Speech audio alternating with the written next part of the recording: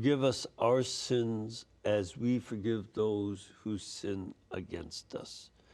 What's going on there for you? It is one of the most challenging, and it's also the one that, in a certain sense, Jesus acknowledged was the most challenging because he repeated it after the prayer. Yes. And so he knew that this was going to be a major issue. And I think the key is to start by thinking we're praying to our Father who has offered us forgiveness. And precisely through Jesus, who is teaching us to pray this way. So in a certain sense, Jesus is teaching us to pray for his own gift that he wants to give us, the forgiveness that he gave us on the cross.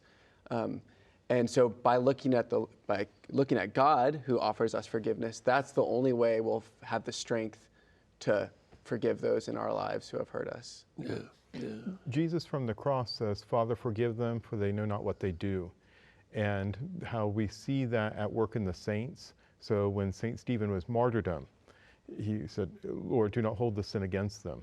Yes. And then to think about that receiving of forgiveness by the blood of Christ, and how we then can be strengthened by Christ's own blood to forgive those who have hurt us. There's a section in that chapter on Forgive Us Our Trespasses called From Victimization to Divinization. Because if we cling to the hurts, then we continue to be victimized by someone who has hurt us.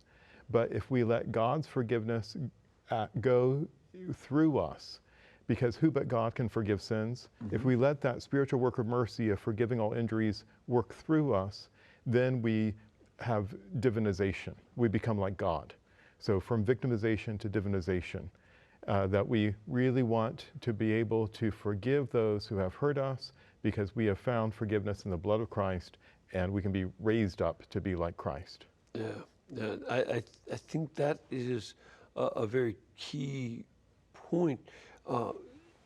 The other side of that, and we see this in our culture, is a lot of people like to be victims. There's a certain cachet to being a victim. You can gain a certain status by being victimized and manipulate other people by claiming victim status. And frankly, again, from having lived in the Middle East, everybody over there claims to be a victim, and they are. But the only way out is to let go of being the victim and say, I forgive. Mm-hmm. You know, and that's not easy, especially when the hurts are for against very vulnerable people, against children and the invalids and so it's hard.